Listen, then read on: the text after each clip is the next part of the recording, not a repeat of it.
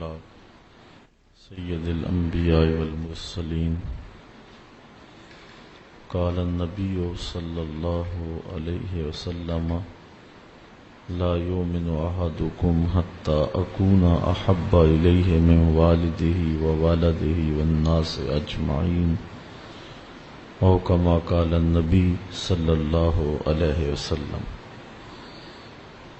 قال الله تعالى وتبارك وتعالى في القرآن المجيد والفرقان الحميد. بسم الله الرحمن الرحيم. إن الله وملائكته يصلون على النبي يا أيها الذين آمنوا صلوا عليه وسلموا تسليما. صلاة والسلام عليك يا رسول الله وعلى آلك وأصحابك يا محبوب رب العالمين. الصلاة والسلام عليك يا نبي الرحمة وعلى آلك وأصحابك يا رسول الملاحم. تمام حمد و ثنا، تعریف و توصیف اللہ جل مجدہ الکریم کی ذات بابرکات کے لیے، جو خالق کائنات بھی ہے اور مالک شش جہات بھی.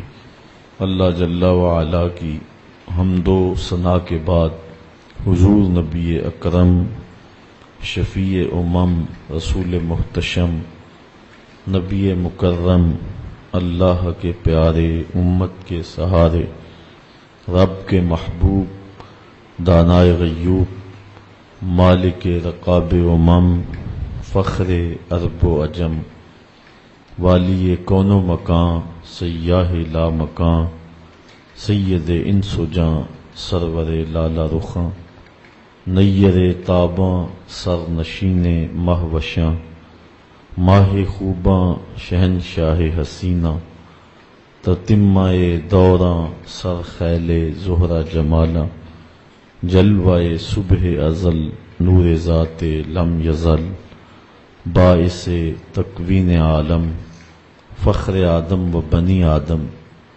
نیر بطہا رازدار ما اوہا شاہد ما طغا صاحب علم نشرہ معصوم آمنہ احمد مجتبیٰ حضرت محمد مصطفیٰ صلی اللہ علیہ وسلم کے حضور ناز میں اپنی عقیدتوں، ارادتوں اور محبتوں کا خراج پیش کرنے کے بعد عالی مرتبت ذی وقار محترم محتشم سامعین، خواتین و حضرات، السلام علیکم ورحمۃ اللہ وبرکاتہ.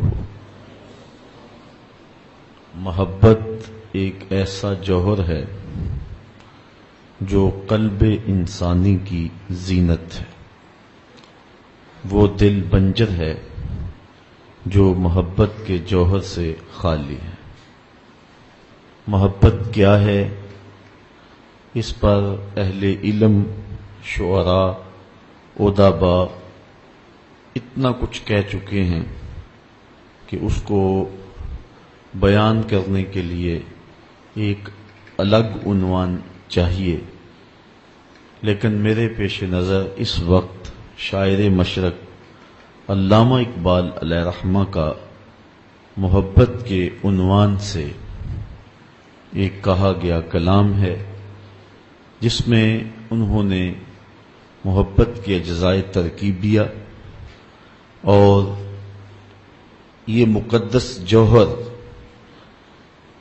نسل انسانی میں کیسے منتقل ہوا، اس حوالے سے بانگ درا کی ایک نظم ہے جس کا عنوان ہی محبت ہے. اقبال کا لہجہ بہت خوبصورت ہے. اس عنوان سے اہل علم نے، اہل دانش و بینش نے، شعراء، ادیبوں اور اہل حکمت نے محبت کے بارے میں بڑی بڑی عمدہ باتیں کی ہیں. لیکن اقبال کا لہجہ بھی آپ دیکھیں کہ وہ محبت کو کہاں سے کھینچ کے انسان کے دل میں رکھتے ہیں.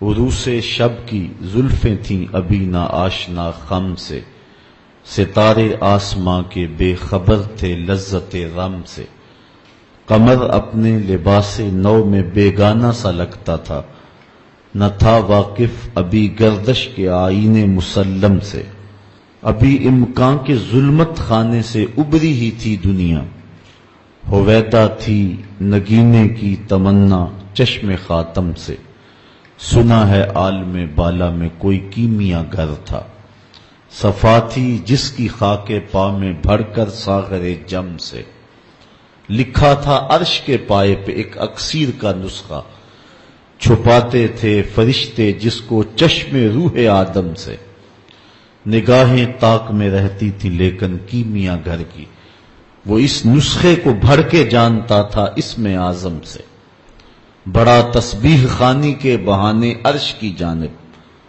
تمنائے دلی بھر آئی آخر سائے پہم سے، پھر آیا فکر اجزا نے اسے میدان امکا میں، چھپے گی کیا کوئی شے بارگاہ حق کے محرم سے۔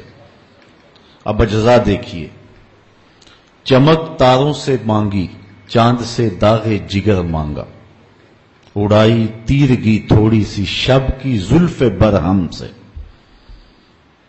تڑپ بجلی سے پائی حور سے پاکیزگی پائی، حرارت لی نفس آئے مسیح ابن مریم سے، ذرا سی پھر ربوبیت سے شان بے نیازی لی، ملک سے عاجزی افتادگی تقدیر شبنم سے، پھر ان اجزاء کو گھولا چشمہ حیواں کے پانی میں، مرکب نے محبت نام پایا عرش اعظم سے، محوس نے یہ پانی ہستی نوخیز پر چھڑکا، گرا کھولی ہنر نے گویا اس کے کار عالم سے، ہوئی جنبش ایاں ذروں نے لطف خواب کو چھوڑا، گلے ملنے لگے اٹھ اٹھ کے اپنے اپنے ہمدم سے، خرام ناز پایا آفتابوں نے ستاروں نے، چٹخ گنچوں نے پائی داغ پائے لالا زاروں نے۔ تو اس نظم کے اندر اقبال نے محبت کو عالم امر کا ایک لطیفہ قرار دیا ہے، اور امانت کے طور پہ جو اس دنیا پر قلب انسانی میں رکھ دی گئی۔ فطرت انسانی میں محبت کا تخم رکھا گیا ہے، اور کوئی دل اور کوئی سینہ ایسا نہیں ہے جس کو محبت سے خالی رکھا گیا ہو۔ شیشہ دہر میں مانند مے ناب ہے عشق، روح خورشید ہے خون رگے محتاب ہے عشق، دل ہر ذرہ میں پوشیدہ کسک ہے اس کی، نور یہ وہ ہے کہ ہر شے میں جھلک ہے اس کی۔ کائنات کے اندر اس محبت کو پھیلا دیا گیا، چھڑک دیا گیا، یہ غنچوں میں چٹکنا اور پھولوں میں مہکنا، اور کائنات کے اندر یہ جو ایک کشش اور تازگی اور بہار دکھائی دے رہی ہے، یہ محبت کے دم سے ہی ہے۔ محبت ایک بہت قیمتی جوہر ہے، اور یہ کسی کو نصیب کر دیا جائے تو اس کی سعادت مندی ہے، اور ہر انسان کو خاص طور پہ اس جوہر سے مالا مال کیا گیا ہے۔ اب محبتیں لوگوں کے ساتھ کائنات میں مختلف شخصیات کی اور مختلف ذوات کی مختلف ذوات کے ساتھ محبتیں دیکھنے کو ملتی ہیں، لیکن وہ محبت حقیقی محبت ہے جو اللہ اور اس کے رسول کے ساتھ بندے کی قائم ہوتی ہے۔ آج کا عنوان اور آج کی گفتگو حضور علیہ السلام کی محبت، پھر نسل نو میں اس کی آبیاری کیسے کی جائے، اس کے ذرائع کیا ہیں، زود اثر اس کے ذریعے کیا ہونے چاہیے، آج کی گفتگو کا یہی عنوان ہے، اور میں آپ کی توجہ اس پہ چاہوں گا۔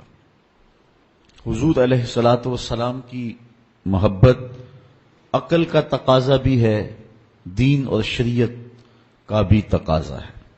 حضور کا جو فرمان نور آپ کے سامنے رکھا، اس میں حضور علیہ السلام نے ارشاد فرمایا، لا یؤمن احدکم حتی اکون احب الیہ، تم میں سے کوئی شخص اتنی دیر تک کامل مومن نہیں ہو سکتا جب تک میں اس کو محبوب نہ ہو جاؤں، من والدہ و والدہ والناس اجمعین، اس کے والد سے، ماں باپ سے، اس کی اولاد سے، یہاں تک کہ کائنات کے ہر شخص سے زیادہ جب تک میں محبوب نہ ہو جاؤں ایمان کی تکمیل نہیں ہو سکتی۔ حضرت سیدنا عمر رضی اللہ تعالیٰ عنہ نے بارگاہ رسالت مآب صلی اللہ علیہ وسلم میں عرض کی، لَأَنْتَ یا رسول اللہ صلی اللہ علیہ وسلم احب الی من کل شیء الا نفسی، حضور آپ مجھے کائنات کی ہر شے سے زیادہ محبوب ہیں، لیکن میں جو اپنی کیفیت پا رہا ہوں وہ آپ کے سامنے رکھ رہا ہوں، مجھے اپنی جان سے زیادہ آپ محبوب نہیں ہیں۔ تو حضور نے ارشاد فرمایا، لا والذی نفس بیدہ حتی اکون احب الیک من نفسک، عمر مجھے قسم ہے اس ذات کی جس کے قبضے میں میری جان ہے، اتنی دیر تک تمہارا ایمان مکمل نہیں ہوگا جب تک سب سے زیادہ میں محبوب نہ ہو جاؤں۔ حضرت عمر رضی اللہ تعالیٰ عنہ نے عرض کی، الآن احب الی من نفسی، حضور اب جو ہے وہ آپ مجھے اپنی جان سے بھی زیادہ آپ محبوب دکھائی دے رہے ہیں۔ حضور نے فرمایا، الآن یا عمر، عمر اب تمہارا ایمان مکمل ہو گیا ہے۔ تو جب تک کائنات میں سب سے زیادہ حضور محبوب نہیں ہو جاتے تو ایمان کی تکمیل نہیں ہوتی۔ آقا کریم علیہ السلام کی مجلس نور سجی ہے، حضرت انس بن مالک رضی اللہ تعالی عنہ روایت کرتے ہیں، ایک شخص آیا اور حضور کی خدمت میں عرض گزار ہوتا ہے، متی الساعہ یا رسول اللہ، اے پیارے رسول صلی اللہ علیہ وسلم قیامت کب آئے گی؟ اگر ایک طالب علم پوچھ رہا ہو کہ استاد جی امتحان کب ہوں گے، تو اس کا مطلب صاف صاف یہ ہے کہ اس نے بھرپور تیاری کر رکھی ہے اور بے چینی سے اسے امتحانات کا انتظار ہے۔ تو اس نے کہا، متی الساعہ، قیامت کب آئے گی؟ تو حضور نے اس کو جو جواب دیا، فرمایا، ما عادت لہا، قیامت کا پوچھ رہے ہو، اس کے لیے تیاری کیا کر رکھی ہے؟ تو شخص کا جواب سنیے، اس نے عرض کی، ما عادت لہا من کثیر صلاۃ ولا صوم ولا صدقہ ولکن احب اللہ ورسولہ، میں قیامت کی تیاری کے لیے نمازوں، روزوں اور صدقات کی کثرت نہیں رکھتا۔ بعض ہمارے خطبہ جوش خطابت میں کہہ دیتے ہیں کہ اس نے کہا کہ یا رسول اللہ، نہ میں نمازیں پڑھی ہیں نہ میں روزے رکھے ہیں۔ یہ کیسے ہو سکتا ہے کہ ایک صحابی رسول ہو اور وہ نماز نہ پڑھتا ہو اور وہ روزے نہ رکھتا ہو؟ اس نے روزوں اور نمازوں کی کثرت کی نفی کی ہے۔ لفظ جو حدیث کے ہیں وہ یہ ہیں، اس نے کہا، ما عادت لہا من کثیر صلاۃ ولا صوم ولا صدقہ، میرے پاس نمازوں اور روزوں اور صدقے کی کثرت نہیں ہے۔ اس بات پہ مجھے کوئی تیاری کی صورت میں ناز نہیں ہے کہ میرے پاس بہت ساری نمازوں کا ذخیرہ ہے، صدقات میں نے بہت سارے کیے ہیں، لیکن جو میری تیاری ہے وہ یہ ہے، ولیکن احب اللہ ورسولہ، میں اللہ اور اس کے رسول سے پیار کرتا ہوں، میری بس یہی تیاری ہے۔ تو اس جواب پر حضور علیہ السلام نے جو ارشاد فرمایا وہ سننے کے قابل ہے۔ آقا کریم علیہ السلام نے ارشاد فرمایا، انت مع من احببت، تو جس کے ساتھ محبت کرتا ہے اسی کے ساتھ ہوگا۔ اب حضرت انس بن مالک رضی اللہ تعالی عنہ اپنی رائے دیتے ہیں، فرماتے ہیں، فما فرحنا بے قول النبی صلی اللہ علیہ وسلم انت مع من احببت، کہتے ہیں ایمان لانے کے بعد زندگی میں کبھی اتنی خوشی نہیں ہوئی تھی جتنی خوشی اس قول کو سن کے ہوئی کہ حضور علیہ السلام نے فرمایا کہ تم اس کے ساتھ ہوگے جس سے محبت کرتے ہو۔ تو حضرت انس رضی اللہ تعالی عنہ مزید فرماتے ہیں، انا احب النبی و ابا بکر و عمر و ارجو ان اکون بحبی ایاہم وان لم اعمل بمثل اعمالہم، کہتے ہیں میں اللہ کے رسول سے پیار کرتا ہوں، میں حضرت ابو بکر سے پیار کرتا ہوں، میں حضرت عمر سے پیار کرتا ہوں، اور ان کی محبت کی وجہ سے میری خوش نصیبی کہ میں ان لوگوں کے ساتھ ہوں گا، اگرچہ میرے اعمال ان کے اعمال جیسے نہیں ہیں، لیکن حضور کا یہ فرمان، تو جس سے پیار کرتا ہے اس کے ساتھ ہوگا. فرماتے ہیں کہ پھر ہماری خوشی کی انتہا نہ رہی، اور ایمان لانے کے بعد صحابہ سب سے زیادہ اگر کسی قول پہ خوش ہوئے ہیں، کسی بات پہ بہت زیادہ انہیں فرحت ہوئی ہے، تو وہ اس بات پہ فرحت ہوئی ہے کہ حضور نے ارشاد فرمایا انتا ما من احببتا، تو اس کے ساتھ ہوگا جس کے ساتھ تو محبت کرتا ہے. مولا کائنات سید علی المرتضیٰ رضی اللہ تعالی عنہ اس محبت کی کہانی کو کتنے دل آویز پیرائے میں بیان کرتے ہیں. علاقوں کے لوگ جہاں پانی وافر ہے وہ اس مفہوم کو اتنی گہرائی سے نہیں سمجھ سکتے، لیکن صحرائی لوگ اس بات کو بڑی خوبی کے ساتھ سمجھتے ہیں کہ انہوں نے کس فصاحت اور کس بلاغت کے ساتھ حضور کے ساتھ اپنے پیار کا اظہار کیا. چلو آج کل ماہ سیام ہے تو روزہ کھلنے کے قریب جو کیفیت ہوتی ہے اس کو تصور میں رکھ لیں تو حضرت علی کے فرمان کو سنیں.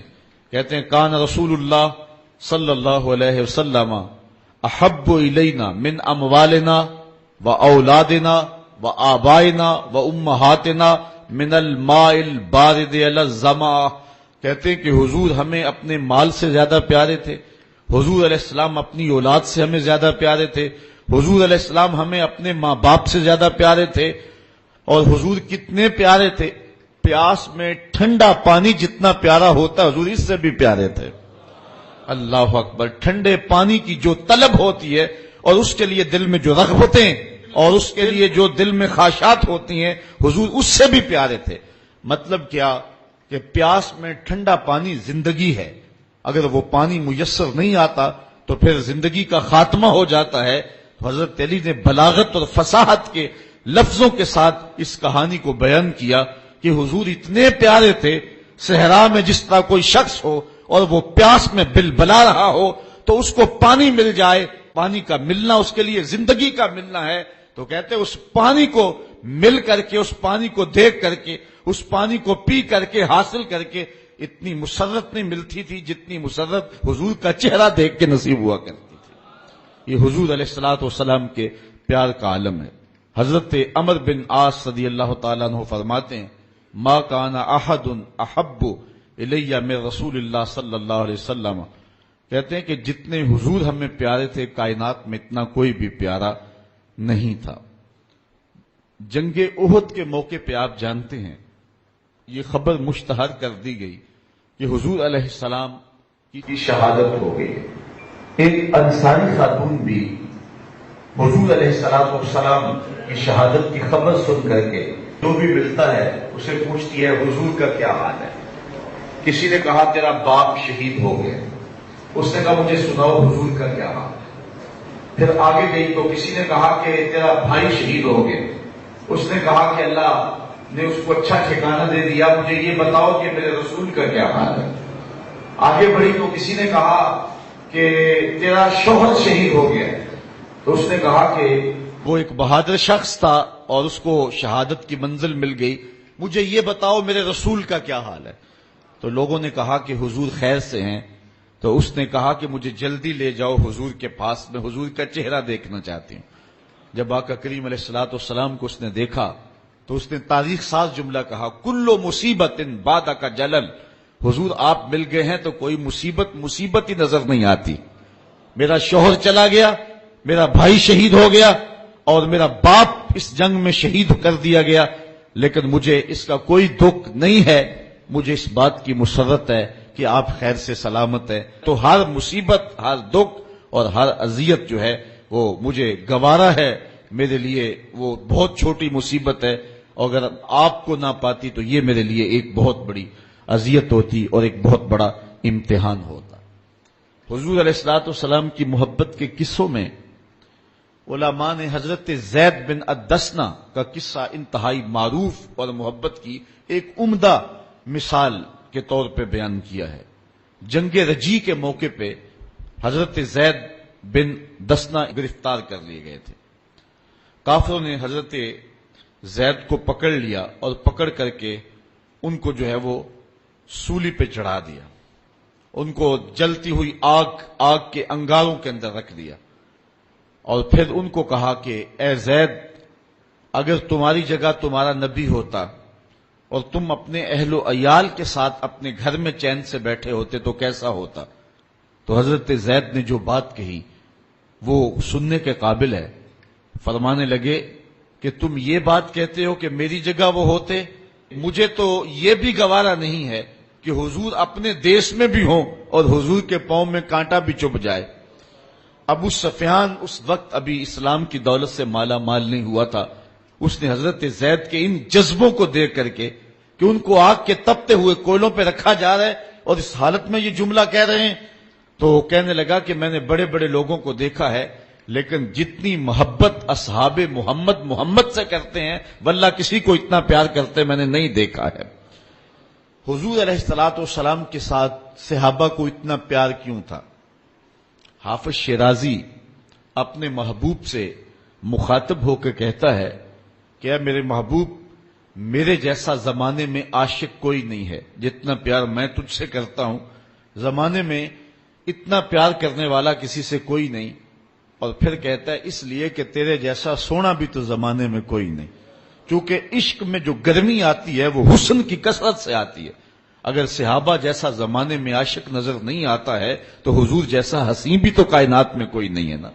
اس لیے صحابہ نے حضور کے ساتھ محبت کی جو البیلی اور انوکھی داستانیں رقم کی ہیں وہ کائنات میں آپ کو کہیں اور نہیں ملیں گی. آپ نے بڑی لوک داستانیں بھی سنی ہوں گی، محبت کے قصے بھی پڑھے ہوں گے، لیکن کبھی نہیں دیکھا ہوگا کہ کوئی محب اپنے محبوب کا لعاب بھی چاٹے، اس کے ناک کا پانی بھی اپنے منہ پر تبرک کے طور پہ ملے.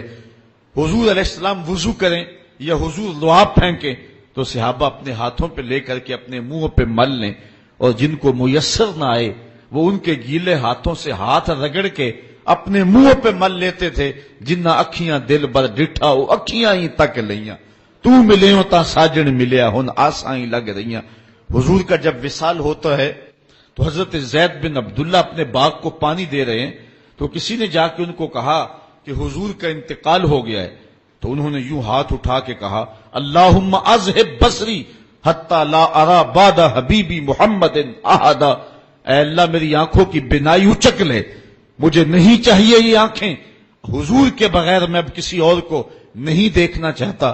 اللہ تعالیٰ نے ان کی آنکھوں کی بینائی ان کی دعا پر جو ہے وہ واپس لے لی. کچھ لوگ ان کا حال پوچھنے گئے، جب پتا چلا ان کی بینائی چلی گئی ہے تو انہوں نے کہا بڑا افسوس ہوا ہے کہ تمہاری آنکھوں کی بینائی جاتی رہی. تو فرمانے لگے تمہیں افسوس ہوگا، مجھے تو کوئی افسوس نہیں، میں حضور کے چہرے کے بغیر کچھ دیکھنا ہی نہیں چاہتا. یہ پیار کی وہ انوکھی داستان ہے کہ جو آپ کو کائنات میں کہیں بھی نہیں ملے گی. حضرت حسان بن ثابت رضی اللہ تعالیٰ عنہ کے اشعار پڑھیں جو حضور کے وصال پہ انہوں نے کہے ہیں. اس میں وہ فرماتے ہیں حضرت حسان بن ثابت، کاش کہ مجھے کالا سانپ لڑ جاتا اور میری زندگی کا خاتمہ کر دیتا. سیدہ فاطمہ کہتی ہیں سبت علیہ مصائب لو انہا سبت علی الایام سرنا لیالیا، کہ میرے اوپر وہ مصیبتوں کے پہاڑ ٹوٹ پڑے ہیں، اگر وہ مصیبتیں جو ہے وہ روشن پر پڑتی تو وہ بھی سیاہ راتیں بن کے رہ جاتی. تو یہ محبتوں کی کیفیت، انسان تو انسان رہے. وہ غضبہ نامی اونٹنی جس پہ حضور سواری کیا کرتے تھے تو وہ حضرت سیدہ فاطمہ کی دہلیز پہ سر رکھ کے باقاعدہ آنسو بہایا کرتی تھی. وہ یافور نامی حضور کا دراز گوش قبیلہ بنو سلیم کے کنویں میں چھلانگ لگا کے اپنا خاتمہ کر لیتا ہے. جب حضور چلے گئے ہیں تو ہم نے جی کے کیا لینا ہے. حضرت امام احمد بن حنبل نے اپنی مسند کے اندر لکھا ہے کہ حضور کے گھر میں ایک چھوٹا سا ممولا تھا. جب حضور گھر آتے تو وہ کسی گوشے میں بیٹھ کے حضور کو دیکھتا رہتا، اور آقا کریم علیہ السلام جب گھر سے چلے جاتے اس طرح تو وہ مضطرب ہو جاتا. کبھی چارپائی پہ آ جاتا، کبھی چھت پہ، کبھی نیچے، کبھی دائیں، کبھی اوپر. جب آقا کریم علیہ السلام دوبارہ گھر آتے فساکانہ تو اس کے دکھی دل کو قرار آ جاتا. اور اگر محبتوں کی کہانیاں اور الفتوں کی دل آویز داستان کو چھیڑنے لگوں تو میں تمہیں ایک ایسی البیلی اور انوکھی کہانی سناؤں گا جس کو حضرت امام بخاری نے اپنی صحیح سند کے ساتھ روایت کیا ہے کہ مسجد نبوی کا ماحول ہے. آقا کریم علیہ الصلوۃ والسلام منبر پہ جلوہ فراز ہوئے. ابھی خطبے کا آغاز ہی ہوا ہے کہ ایک جانب سے سسکیوں کی آواز آنے لگی، کوئی پھوٹ پھوٹ کے رو رہا ہے. صحابہ دائیں بائیں دیکھتے ہیں، رونے والا نظر نہیں آتا، اور رونے والا اس درد سے روتا ہے کہ سینوں کے اندر کلیجے پھٹتے دکھائی دیتے ہیں، اس کے لہجے میں گداز اتنا ہے اور درد اتنا ہے کہ صحابہ دائیں بائیں دیکھتے ہیں، رونے والا نظر بھی نہیں آتا، لیکن اس کے رونے کی ہچکیاں اور سسکیاں زہرا گداز ہیں، کلیجہ پگھلا دینے والی ہیں۔ اللہ اکبر! بلکہ امام سبودی نے اس واقعہ کو بڑی تفصیل کے ساتھ لکھا ہے کہ مسجد گونجنے لگی اور جو ہے وہ عجیب منظر پیدا ہو گیا، صحابہ حیرت زدہ ہیں کہ یہ ہوا کیا کہ رونے والا نظر بھی نہیں آ رہا، اور آقا کریم ابھی خطبے کا آغاز بھی نہیں کیا، اور اس کی چسکیاں اور چیخیں جو ہیں وہ آسمان تک پہنچ رہی ہیں۔ فنزل النبی صلی اللہ علیہ وسلم عن المنبر، حضور ممبر سے نیچے اترے۔ آج پہلا دن تھا کہ حضور کے لیے ممبر بنا تھا، حضور ممبر پر بیٹھے تھے، پہلے کھجور کے ایک تنے کے ساتھ ٹیک لگا کے حضور واز کیا کرتے تھے، آج ممبر بنا تو اس کو ایک سمت رکھ دیا گیا، رونے والا یہ وہ خشک تنا تھا جو حضور علیہ الصلوۃ والسلام کی جدائی کے اندر تڑپ رہا تھا، اس تنے ہنانا در ہجر رسول زارمی نالت چوں ارباب عقول۔ رومی کہتے ہیں کہ اس تنے ہنانا عاقل لوگوں کی طرح سسکیاں لے کے رو رہا ہے۔ آقا کریم علیہ السلام آئے اور اس تنے کو حضور نے اپنی باہوں میں لے لیا، جس طرح کوئی بچہ بچھڑا ہوا ماں کی گود میں آ جائے تو اس کی گھگی بند جاتی ہے، اس طرح اس کی گھگی بند گئی، اور آقا کریم اس کے اوپر اپنا ہاتھ پھیرتے رہے، اور بتدریج اس کی سسکیاں اور اس کا رونا کم ہوتا رہا۔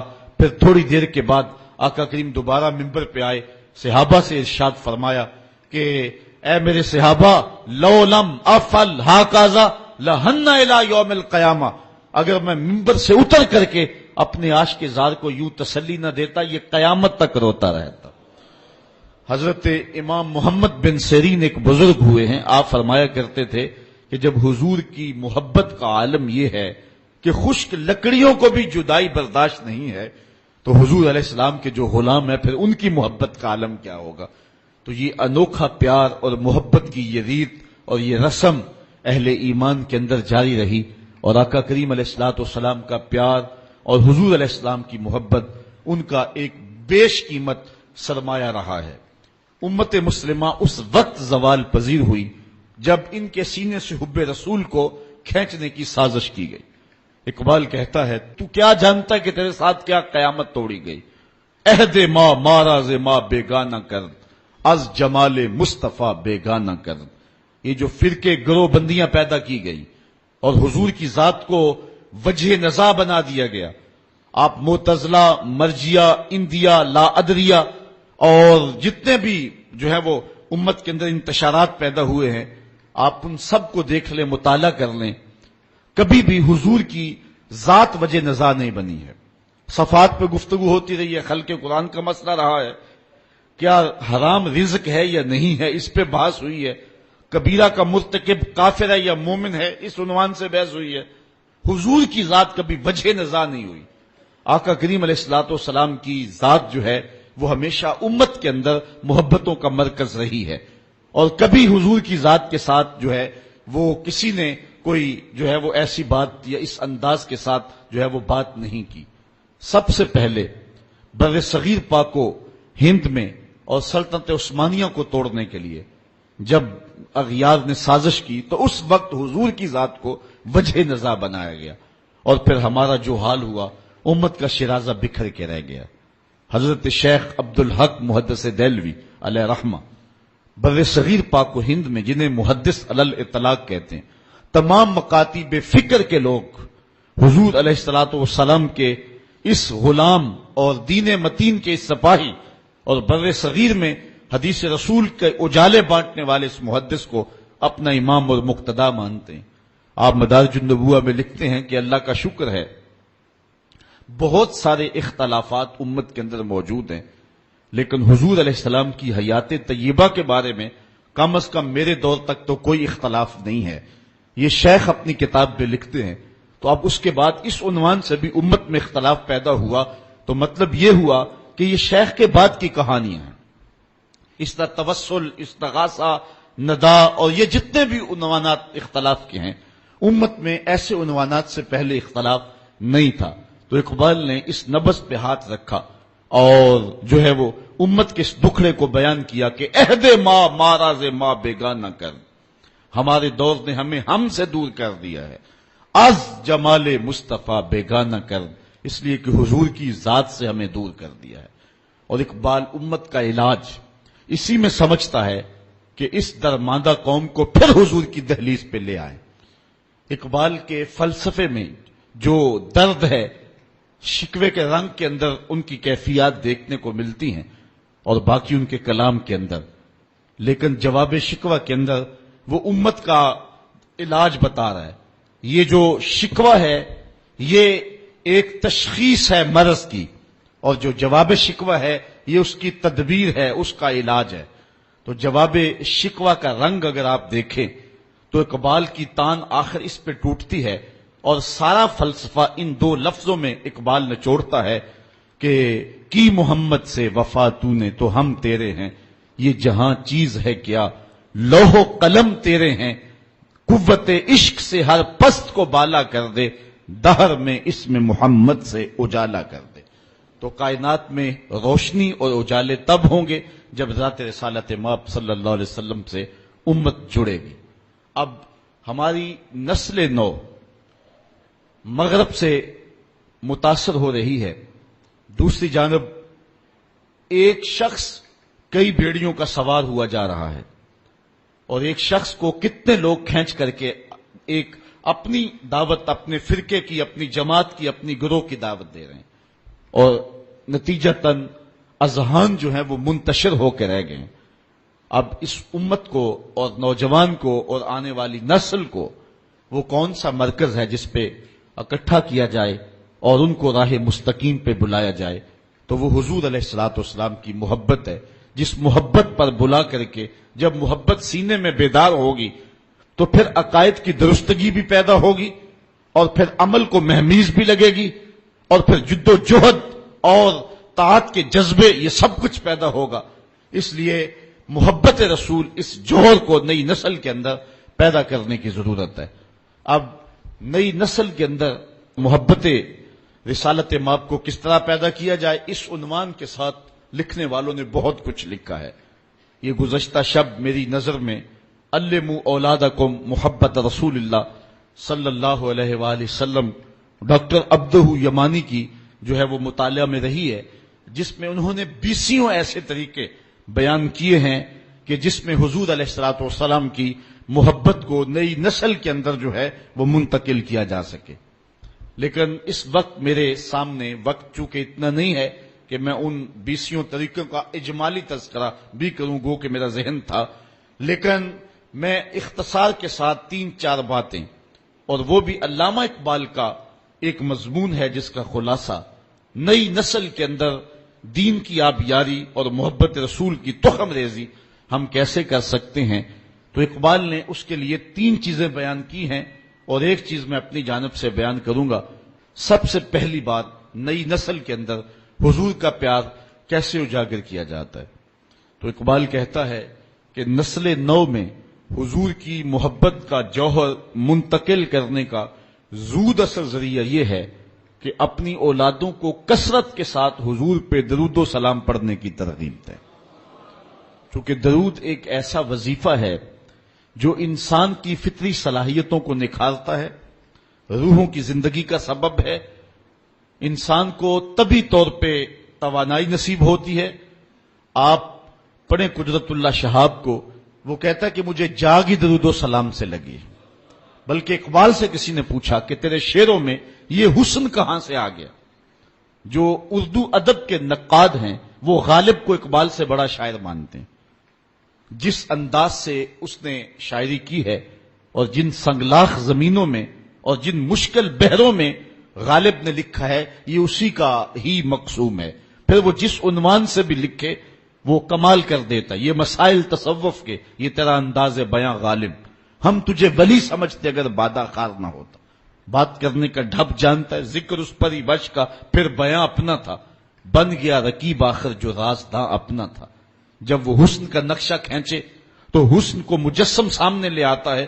جب تصوف کے مسائل پہ بولے تو لگتا ہے کہ یہ بہت جو ہے وہ نقطہ وار صوفی ہے، وہ جس لہجے میں آئے حد کر دیتا ہے. لیکن وہ قبولیت عامہ جو غالب کو نہ مل سکی وہ اقبال کا مقصوم ہوئی. تو اقبال سے کسی نے پوچھا کہ تیرے شعروں میں یہ حسن اور یہ رس، یہ مٹھاس، یہ تازگی کہاں سے آئی؟ تو اقبال نے کہا کہ میں نے 1.25 کروڑ مرتبہ حضور پہ درود پڑھا ہے، میں تنہا کمال سخن کو نہ پہنچا، میرے شعر ہیں اور تاثیر ان کی۔ 1.25 کروڑ مرتبہ ذات رسالت مآب صلی اللہ علیہ وسلم پر میں نے درود پڑھنے کی سعادت پائی۔ تو درود وہ وظیفہ ہے جو انسان کو نکھار دیتا ہے، انسان کے لیے بہتریوں کا سامان پیدا کرتا ہے۔ ویسے بھی قرب قیامت میں جبکہ فتنے بارش کی طرح برس رہے ہوں گے تو درود نجات کی ضمانت ہوگا۔ حضرت امام سخاوی نے القول البدیع میں لکھا ہے کہ امام زین العابدین سے پوچھا گیا کہ جب کثرت سے ترک اور فرق ہوں گے تو اس وقت حق کی پہچان کون ہوگی اور کس راہوں کے ہم مسافر ہوں گے؟ تو امام زین العابدین فرمانے لگے جو اہل سنہ ہوں گے وہ حق کی راہوں کے مسافر ہوں گے۔ تو پوچھنے والے نے کہا کہ اگر بہت سارے لوگ اسی نام سے دعویٰ رکھیں تو ان میں اصل کی پہچان کیا ہے؟ تو حضرت امام زین العابدین نے کہا من علامات اہل سنہ کثرت الصلاۃ علی رسول اللہ، نشانی میں بتا دیتا ہوں کثرت کے ساتھ حضور پہ درود پڑھنے والے ہوں گے۔ تو یہ وہ وظیفہ ہے کہ جو نسل نو میں حب رسول کی آبیاری کا ایک مؤثر ترین ذریعہ ہے۔ دوسری بات، اپنی نسل کو حضور علیہ السلام اور آقا کریم علیہ السلام کی محبت کی تخم ریزی کے لیے حضور علیہ السلام کے فضائل و مناقب بیان کریں۔ یہ ایک فطری طریقہ ہے کسی سے پیار اور محبت کے رشتے کو قائم کرنے کا۔ جس شخص کی فضیلتیں بیان کی جائیں، عظمتیں بیان کی جائیں تو اس کے لیے دل میں محبت پیدا ہوتی ہے۔ یہ ایک فطری طریقہ ہے کسی سے پیار کرنے کا اور کسی کے لیے دلوں میں محبت کی تخم ریزی کا۔ آقا کریم علیہ السلام کے معجزات ہیں، حضور علیہ السلام کا فضل و شرف ہے، حضور علیہ السلام کے مناقب ہیں، انبیاء علیہ السلام پر حضور علیہ السلام کی فضیلت ہے، حضور علیہ السلام کو جو شان اور خصوصیات عطا کی گئی ہیں ان خصوصیات کو امت کے نوجوانوں کے سامنے، نئی نسل کے سامنے رکھیں گے تو اس کا لازمی نتیجہ یہ ہے کہ نئی نسل کے سینے میں حضور علیہ السلام کا پیار پیدا ہوگا۔ میں اختلاف کا مزاج نہیں رکھتا، لیکن سچی بات اگر تکلیف کا سبب بھی ہو تو یہ ایک امر آخر ہے۔ بات اصول کی ہے کہ اگر یہ بحث چھیڑی جائے کہ نبی دیوار کے پیچھے بھی نہیں جانتا تو مجھے بتاؤ کہ نسل نو کے سینے میں نبی کا پیار پیدا ہوگا؟ آج کی نسل آج نہیں تو ہم سے کل سوال کرے گی۔ سائنس تو زمین کی تہ میں چھپے ہوئے معدنیات بھی دیکھ لیتی ہے، پہاڑوں کی رگوں میں سونا کتنے فیصد پایا جا رہا ہے، جدید زمانے میں یہ بھی دیکھا جاتا ہے۔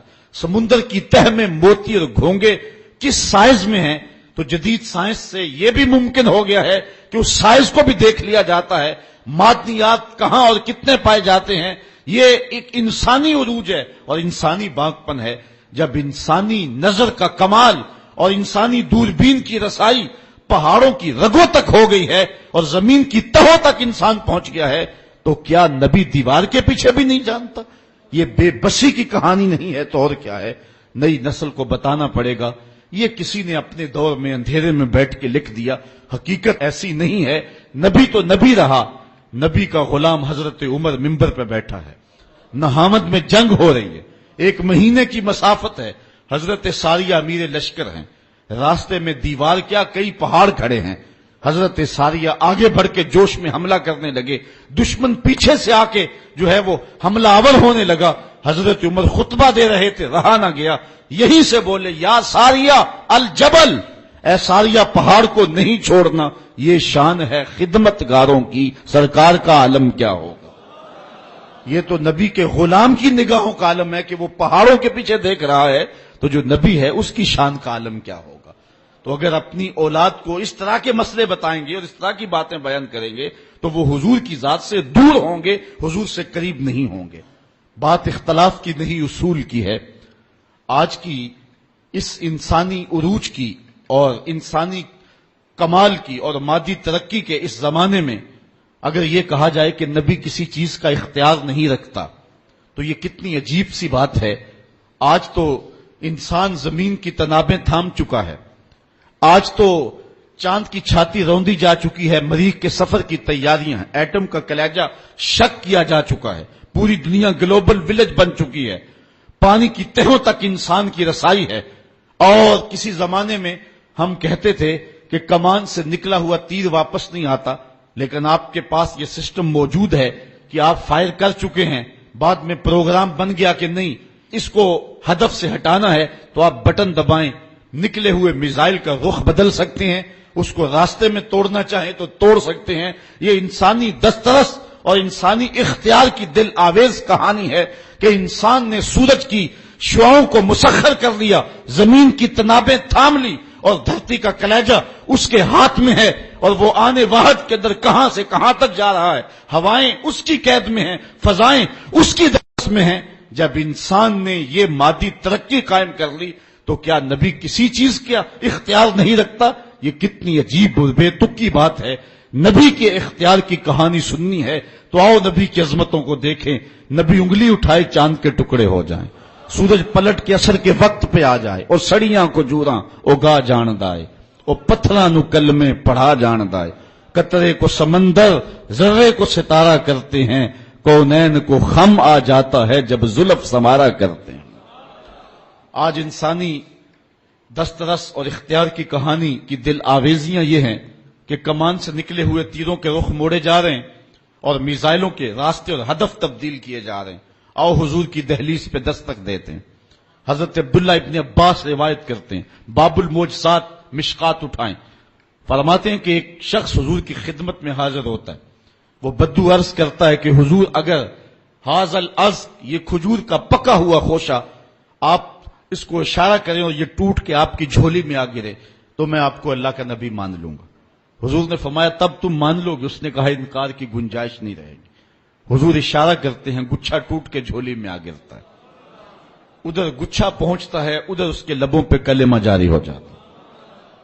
اب آقا کریم ان کھجوروں کو بانٹ بھی سکتے تھے، اس شخص کے ایمان لانے کی خوشی میں شیرینی بٹ جاتی اور قیامت تک ان لوگوں کے لیے افتخار ہوتا، فخر ہوتا کہ کچھ صحابہ نے معجزے کی کھجوریں کھائی ہیں۔ لیکن آقا کریم علیہ السلام جانتے تھے قیامت کے قرب میں تیروں کے رخ موڑے جائیں گے اور انسانی کمال اور اختیار کی کہانی یوں دل آویز ہوگی۔ آقا نے وہ کھجوریں بانٹی نہیں، بلکہ اس پکے ہوئے کھجوروں کے خوشے سے مخاطب ہو کے کہا تجھے جس کام کے لیے بلایا وہ تو ہو گیا، اب واپس جا کے شاخ سے جڑ بھی جا۔ صرف اتارنا نہیں جانتے، ان کو واپس جوڑنا بھی جانتے، چاند کے ٹکڑے ہی نہیں کرنا جانتے، اصلی حالت کے اندر ان کو پلٹانا بھی جانتے ہیں۔ یہ نبی کے اختیار کی دل آویز کہانی ہے۔ تو نئی نسل کو وہ باتیں نہ سنائیں کہ جن سے نئی نسل دور ہو، بلکہ آج کی سائنس بہت عروج اور بہت ترقی کر چکی ہے، لیکن جو عروج میرے رسول نے پایا ہے یہ سائنس اور یہ مادی ترقی اس کی گرد کو بھی نہیں چھو سکتی۔ آج دنیا چاند پہ جا کے فخر کر رہی ہے، میرا نبی چاند کو قدموں میں بلا کر بھی فخر نہیں کر رہا۔ اور پھر معراج کی شب میرے رسول وہاں پہنچے ہیں جہاں کسی کا تصور بھی نہیں پہنچا۔ کوئی فلک تے رہ یار گیا، کوئی جا سدرا تے ہار گیا، ایک کالیاں زلفاں والا سی جڑا عرش تو بھی لنگ پار گیا۔ کوئی حد ہے ان کے عروج کی، بلغل اولاب کمال ہی۔ یہاں امام احمد رضا کا اسلوب دیکھیے، خرد سے کہہ دو کہ سر جھکا لے، گما سے گزرے گزرنے والے، یہاں خود پڑے ہیں جہت کو لالے، کوئی کیا بتائے کدھر گئے تھے، کوئی حد ہے ان کے عروج کی، بلغل اولاب کمال ہی۔ تو نسل نو کو حضور کا پیار دینے کے لیے آقا کریم کے فضائل و مناقب بیان کرنے پڑیں گے۔ تیسری بات، نسل نو کو حضور علیہ السلام کی محبت اور حضور کا پیار دینے کے لیے حضور کے حسن و جمال کا تذکرہ سنانا پڑے گا۔ کائنات میں انسان کی یہ طبع ہے اور فطری مجبوری ہے کہ حسن کی طرف اس کا میلان ہوتا ہے، اور یہ میلان طبعی ہے۔ تو اس لیے نئی نسل کو حضور کے حسن کے قصیدے بیان کرنے پڑیں گے۔ علماء نے باقاعدہ اس پہ کتابیں تصنیف کی ہیں۔ امام ترمذی کی شمائل ترمذی اسی عنوان کے ساتھ ہے، اس میں حضور علیہ السلام کے ناخن انور سے لے کر کے سر کے بالوں تک حضور کے ایک ایک عضو کا تذکرہ بیان کیا گیا ہے۔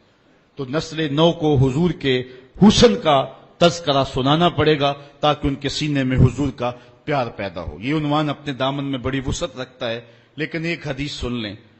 حضور کے صحابہ میں ایک نام ہے حضرت ابو طفیل کا، یہ سب سے آخری صحابی ہے.